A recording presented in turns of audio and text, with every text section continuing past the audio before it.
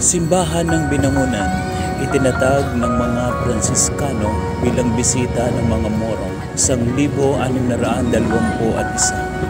Inilipat ang Binangonan sa mga Jesuita kapalit ng bayan ng Baras 1679.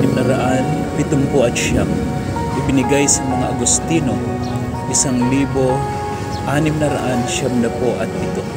Muling ibinalik sa mga Pransiskano 1737. Unang itinayo ang kasalukuyang simbahan noong 1772 hanggang 1800. Iniayos noong 1853.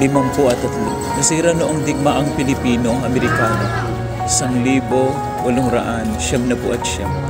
Ginamit ng mga Persang Amerikano bilang himpilan hanggang 1903. Inialay sa patronato ni Santa Ursula.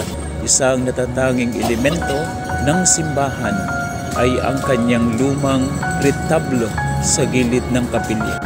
Ang panandang pangkasaysayang ito ay pinasinayaan bilang pagunita sa ika-400 anibersaryo ng parokya 2021.